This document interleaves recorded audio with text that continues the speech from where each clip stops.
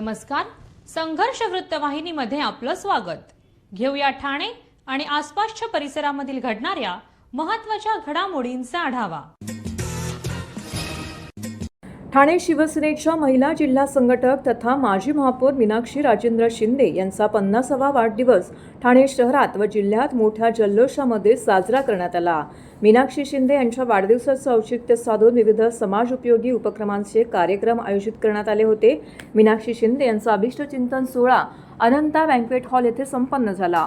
सर्व शिंदे कुटुंबीय, आप्तेष्ट त्याचबरोबर उपस्थित नागरिकांच्या उपस्थितीमध्ये या ठिकाणी केक कापून हा वाढदिवस साजरा करण्यात आला. यावेळी मीनाक्षी शिंदे यांना वाढदिवसाच्या शुभेच्छा देण्याकरिता मोठ्या प्रमाणामध्ये गर्दी करण्यात आलेली होती.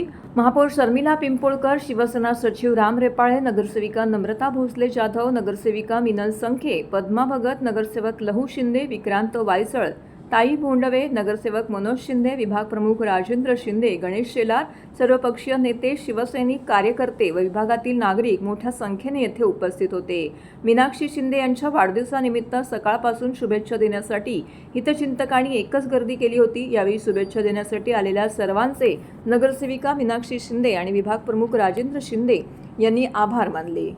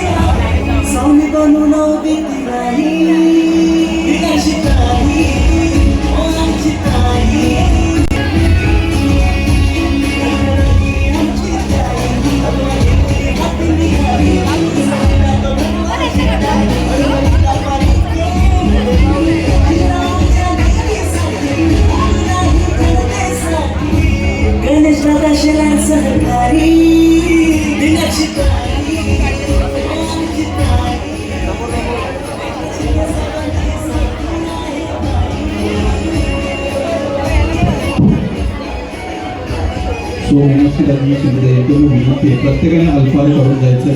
प्रत्येक आलेल्या शुभेच्छा दिलेल्या लाडक्या बहिणीला, लाडक्या भावांना अल्फार उपहार केंद्रामध्ये करायचं आहे. स्टेजच्या उजव्या बाजूला उपहार केंद्र आहे. कार्यकर्त्यांना देखील सूचना आहे आणि स्टेजच्या उजव्या बाजूला ती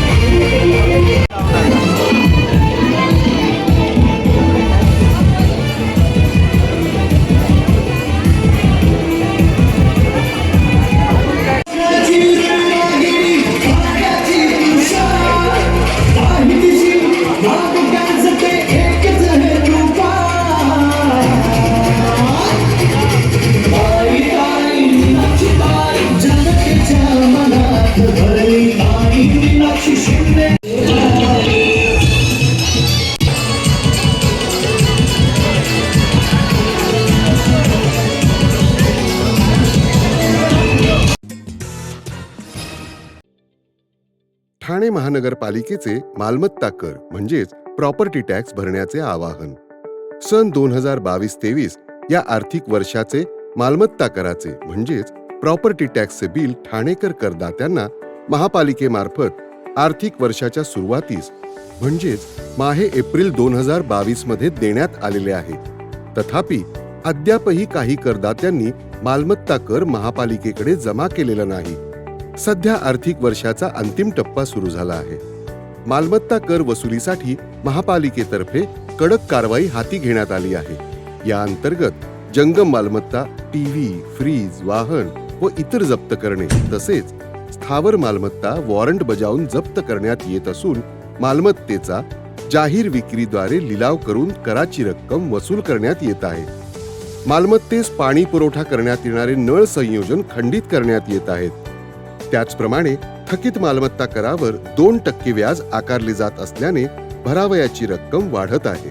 आपला मालमत्ता कर propertytax.thanecity.gov.in या लिंकद्वारे तसंच गुगल पे, फोन पे, पेटीएम याद्वारे ऑनलाईन पद्धतीने करण्याची सुविधा उपलब्ध करून दिली आहे. शनिवार, रविवार व सार्वजनिक सुट्टीच्या दिवशी नागरिकांना मालमत्ता कर भरणे सोयीचे व्हावे याकरता महापालिकेचे मालमत्ता कर संलग्न कार्यालय या दिवशी कार्यान्वित ठेवण्यात आलेले आहे. तरी मालमत्ता कर वसुलीची अप्रिय कारवाई टाळण्याच्या दृष्टिकोनातून मालमत्ता कर भरून महापालिकेस सहकार्य करावे. धन्यवाद. घोडबंदर भागातील पाणी टंचाईची तीव्रता वाढत असताना येथील गृहसंकुलनामधील 50हून अधिक STP प्लांट बंद असल्याचं उघडकीस आलेलं आहे. हे प्लांट चालू करण्यासाठी आमदार संजय केळकर यांनी अतिरिक्त आयुक्त प्रशांत रोडे यांच्यासह संबंधित अधिकाऱ्यांची बैठक घेऊन सूचना दिलेल्या आहेत. हे प्रकल्प सुरू करण्यासाठी कृती आराखडा तयार करण्यात आला असून आठवडाभरामध्ये त्याची अंमलबजावणी करण्यात येणार आहे. आमदार संजय केळकर यांनी बंद झालेल्या प्लांटबाबत महापालिकेमध्ये संयुक्त बैठक घेतली. यावेळी अतिरिक्त आयुक्त प्रशांत रोडे, नगर अभियंता तसेच शहर विकास विभाग, सार्वजनिक बांधकाम विभागातील अधिकारी, हिरानंदानी इस्टेट, ऋतू पार्कमधील प्रतिनिधी, स्थानिक नगरसेवक विकास पाटील, कैलास म्हात्रे उपस्थित होते. STP प्लांटमुळे पाण्याचा पुनर्वापर होऊन सुमारे 25% पाण्याची बचत शक्य होते. मात्र हिरानंदानी इस्टेट, ऋतू पार्क इत्यादी भागातील गृहसंकुलामधील 15 प्लांट नादुरुस्त असून 30 प्लांटच सुरू झाले नसल्याची माहिती आमदार संजय केळकर यांनी बैठकीत दिली आहे. या प्लांटमुळे पाण्याचा पुनर्वापर होऊन 25% पिण्याच्या पाण्याची बचत होऊ शकते. परिणामी सध्या या भागात भेडसावत असलेल्या पाणी टंचाईची तीव्रता कमी होणार आहे. त्यामुळे हे प्लांट सुरू करण्यासाठी महापालिकेने पुढाकार घ्यायला हवा अशी मागणी केळकर यांनी केली आहे. यावेळी झालेल्या चर्चेनंतर हे प्लांट सुरू करण्यासाठी कृती आराखडा तयार करण्यात आलाय. आठवडाभर यावर काम करण्यात येणार असून त्यानंतर आढावा बैठक घेण्यात येणार असल्याची माहिती केळकर यांनी प्रसार माध्यमांशी बोलताना दिली आहे. ठाणे महानगरपालिकेच्या परिवहन सेवेत दाखल झालेल्या पहिल्या वातानुकूलित डबल डेकर ई बससह आगामी ई बस आणि CNG बस प्रकल्पाच्या अनुषंगाने आवश्यक पायाभूत सुविधांचा आढावा महापौर शर्मिला पिंपोळकर यांनी वागळे येथील परिवहन आगारामध्ये घेतलाय. वागळे आगारातील उपलब्ध जागेची पाहणी करून चार्जिंग स्टेशन उभारणीसाठी आवश्यक उपाययोजना तातडीने पूर्ण करणे तसेच चार्जिंग स्टेशन पूर्णत्वास येईपर्यंत पर्यायी चार्जिंग व्यवस्था उपलब्ध करून बस लवकरात लवकर प्रवासी सेवेत दाखल करण्यासाठी सर्व पर्यायांचा विचार करण्याबाबतही महापौरांनी अधिकाऱ्यांसोबत चर्चा केली आहे. यावेळी सभागृह नेते हनुमंत जगदाळे, शिवसेना गटनेते पवन कदम, नगरसेवक अनिल भोर, अतिरिक्त आयुक्त प्रशांत रोडे, परिवहन विभागाचे अधिकारी कर्मचारी उपस्थित होते. महाराष्ट्र दिनी मुख्यमंत्री एकनाथ शिंदे यांच्या हस्ते ठाणे परिवहन सेवेतील पहिल्या वातानुकूलित डबल डेकर ई बसचं लोकार्पण करण्यात आलं होतं. या बसची प्रात्यक्षिक चाचणी घेण्यात आली होती. मात्र नियमित सेवेसाठी आवश्यक असलेल्या स्वतंत्र चार्जिंग स्टेशनच्या अभावामुळे ही बस सध्या घोडबंदर रोडवरील आनंदनगर आगारामध्ये ठेवण्यात आलेली आहे. यामुळे या बसच्या परिचालनासाठी आवश्यक सुविधा उपलब्ध करून देण्याच्या दृष्टीने महापौरांनी प्रत्यक्ष पाहणी केली. बैठकीदरम्यान ई बस, डबल डेकर ई बस तसेच आगामी CNG बस सेवांसाठी आवश्यक चार्जिंग स्टेशन, इंधन सुविधा, इतर तांत्रिक बाबींचा सविस्तर आढावा घेण्यात आला आहे. डबल डेकर ई बससाठी स्वतंत्र चार्जिंग स्टेशन उभारण्याची प्रक्रिया सुरू असून त्यासाठी आवश्यक जागा, वीज पुरवठा, तांत्रिक बाबींचं नियोजन करण्यात येत असल्याचं प्रशासनाकडून यावेळी सांगण्यात आलं आहे. डबल डेकर बस आणि नव्याने दाखल होणाऱ्या ई बस, CNG बसांसाठी आवश्यक सुविधा उभारण्याचं काम प्राधान्याने सुरू आहे. काही तांत्रिक बाबी प्रशासनाच्या निदर्शनास आल्या असून त्याबाबत संबंधित विभाग, महावितरण आणि ठेकेदार संस्थांशी समन्वय साधला जात आहे. चार्जिंग स्टेशन उभारणीसाठी थोडा कालावधी लागू शकतो, मात्र बस सेवा लवकर सुरू करण्यासाठी पर्यायी उपाययोजनांचाही विचार केला जात असल्याचं प्रशासनाने नमूद केलं आहे. खरं तर 1 मे रोजी जी डबल डेकर बसचं उद्घाटन उपमुख्यमंत्री एकनाथजी शिंदे साहेब यांच्या हस्ते जे झालं होतं ते खरं तर ट्रायल बेसवरच झालं होतं. ज्या 10 बसेस CNG 100 CNGच्या आणि 10 आपल्या चार्जिंगच्या ज्या बसेस आहेत त्या उपलब्ध होणार आहेत. पण त्याच्यासाठी ज्या लागणाऱ्या चार्जिंग स्टेशन्स आहेत किंवा CNGसाठी जे उपाययोजना करण्यात येणार आहेत त्या इथेच वागळ्या स्टेशनलाच करण्यात येणार आहेत. पण त्याच्यासाठीच ही आढावा बैठक आज प्रशासनाबरोबर आणि पूर्ण परिवहनचे जे काही कर्मचारी अधिकारी आहेत त्यांच्याबरोबर आज आम्ही ही आढावा बैठक वागळे आगर येथे घेतली आहे. आणि मला असं वाटतं MSCB आणि काही अजून तांत्रिक बाबी ज्या आहेत त्या आम्हाला निदर्शनास आल्यात आणि त्याच्यावरच चर्चा करण्यासाठी ही आज आढावा बैठक आम्ही घेतलेली आहे. मला वाटतं 1-1.5 महिना तरी अजून या सर्व गोष्टींना लागेल आणि तशी आदेश आम्ही प्रशासनाला आणि परिवहनला दिले आहेत. आमचा कामाचा एक निश्चित प्रकारे पद्धत आहे. एखादं काम चालू झाल्यानंतर त्याचा आढावा घ्यायचा. मला गेल्याच आठवड्यात महापौरांच्या बरोबर समवेत गावदेवी या ठिकाणी सुद्धा आपण आढावा घेतला आणि त्या संदर्भात त्या माननीय उपमुख्यमंत्र्यांनी दिलेल्या आदेशाप्रमाणे त्या ठिकाणी काम झालेलं आहे की नाही ते प्रत्यक्ष पाहण्याचं काम आम्ही केलं. त्याच अनुषंगाने आजसुद्धा या ठिकाणी आम्ही सर्व पदाधिकारी, प्रशासनाचे प्रमुख रोडे साहेब आणि परिवहनचे सर्व अधिकारी यांच्या समवेत ज्या 1 मे रोजी 10 डबल डेकर बस आणि 100 CNGच्या बस अशा प्रकारे शहरामध्ये येत्या 6 महिन्यामध्ये येणार आहेत आणि त्या 6 महिन्यामध्ये ज्या बसेस येणार आहेत त्या संदर्भाची काय व्यूहरचना आहे, त्या संदर्भात प्रशासनाच्या वतीने कशा प्रकारे काम झालेलं आहे त्या संदर्भात चर्चा करण्यासाठी ही आजची आढावा बैठक या ठिकाणी बोलवण्यात आलेली होती. त्या दृष्टिकोनातून प्रशासनाशी आम्ही चर्चा केल्यानंतर आमच्या असं निदर्शनास आलं की एक डबल डेकर बस आपल्याकडं आनंदनगर या ठिकाणी आलेली आहे ट्रायल बेसवरची. ती त्या दिवशी ट्रायल झालेली आहे, परंतु त्या ट्रायल झाल्यानंतर या ठिकाणी चार्जिंग स्टेशन्स उभे करावे लागतील. तर ते 1 महिन्याच्या आत 4 चार्जिंग स्टेशन याच ठिकाणी उभे केले जातील आणि त्यानंतर येणाऱ्या बसेस आहेत त्या डबल डेकर बसेस शहरात चालू होतील. त्याचबरोबर 100 CNGच्या बसेसच्या संदर्भात सुद्धा याच ठिकाणी आपल्याला CNGचं स्टेशनसुद्धा उभारण्यात येईल आणि त्यासुद्धा बसेस चालू होतील असं प्रशासनाकडून माहिती मिळालेलं आहे.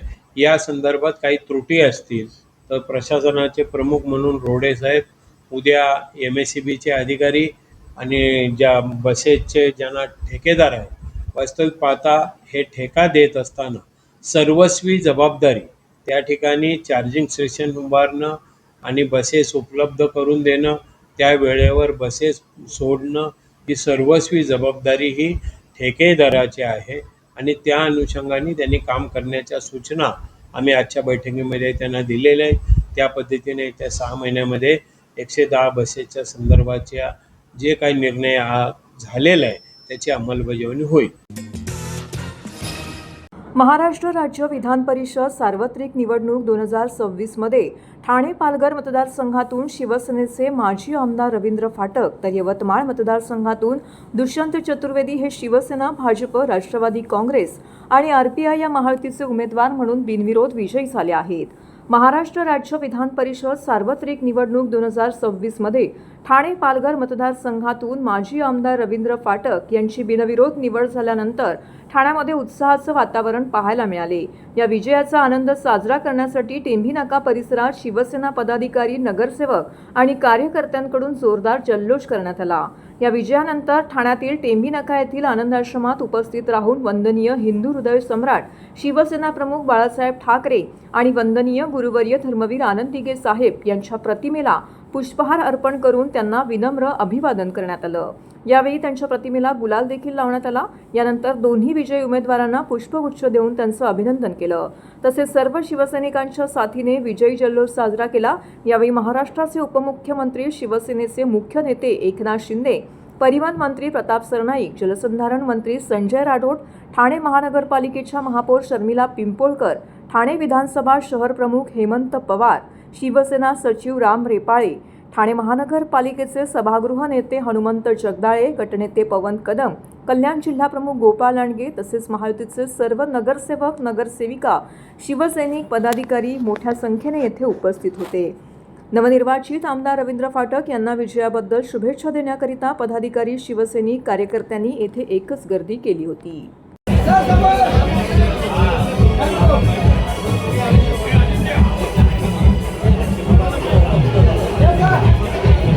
अरे मोबाईल खाली घ्या.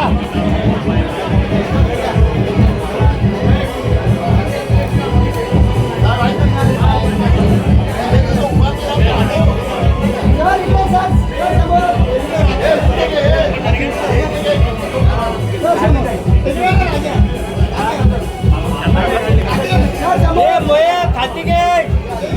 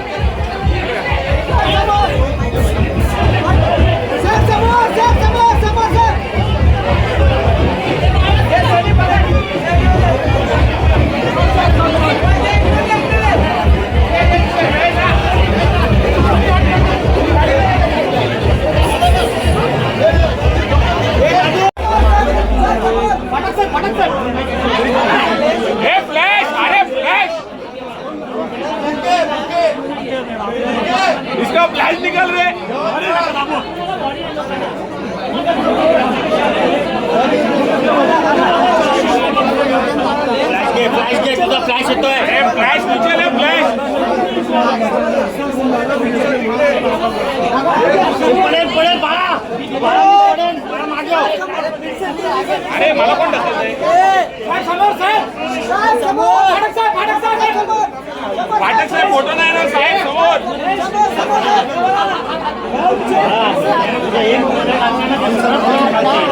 आधीच सांगतोय हे फ्लॅश विचारे ना फ्लॅश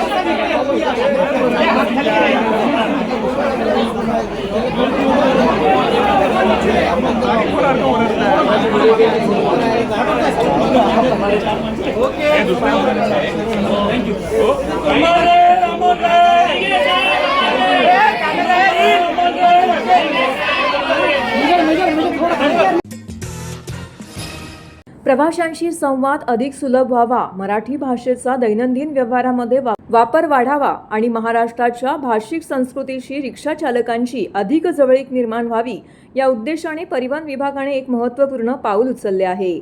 महाराष्ट्र शासनाच्या परिवहन विभाग, राज्य मराठी विकास संस्था, कोकण मराठी साहित्य परिषद आणि मुंबई मराठी साहित्य संघ यांच्या संयुक्त विद्यमाने ठाणे प्रादेशिक परिवहन कार्यालयात महाराष्ट्र माझा, मराठी माझी संवाद भाषा या उपक्रमाचा शुभारंभ करण्यात आला आहे. प्रादेशिक परिवहन अधिकारी हेमांगिनी पाटील यांच्या मार्गदर्शनाखाली या उपक्रमांतर्गत ठाणे जिल्ह्यातील अमराठी रिक्षा चालकांसाठी मराठी संवाद भाषा प्रशिक्षण वर्ग आयोजित करण्यात येणार आहेत. कोकण मराठी साहित्य परिषदेच्या अनुभवी प्राध्यापक आणि शिक्षकांच्या मार्गदर्शनाखाली 4 दिवसांचे विशेष प्रशिक्षण सत्र राबवण्यात येणार असून रिक्षा चालकांना प्रवाशांशी नम्र, प्रभावी आणि आत्मविश्वासाने मराठीत संवाद साधण्याचे कौशल्य शिकवण्यात येणार आहे. दैनंदिन व्यवहारात वापरल्या जाणाऱ्या वाक्यरचना, ग्राहकांशी संवाद साधण्याची पद्धत, मराठी शब्दसंग्रह आणि भाषेचे मूलभूत ज्ञान यांची ओळख या प्रशिक्षणाद्वारे करून दिली जाणार आहे. प्रशिक्षण पूर्ण झाल्यानंतर सहभागी रिक्षा चालकांची मराठी संभाषण परीक्षा घेण्यात येईल. परीक्षेमध्ये यशस्वी ठरलेल्या चालकांना प्रमाणपत्र प्रदान करण्यात येणार आहे. ठाणे शहरात विविध राज्यांमधून आलेले रिक्षा चालक मोठ्या संख्येने कार्यरत आहेत. अशा परिस्थितीमध्ये प्रवासी आणि चालक यांच्यातील भाषेची दरी कमी करण्यासाठी हा उपक्रम महत्त्वपूर्ण ठरणार आहे. यामुळे प्रवाशांना अधिक चांगली सेवा मिळण्यासोबतच मराठी भाषेचा सन्मान आणि प्रसार होण्यास मदत होणार आहे.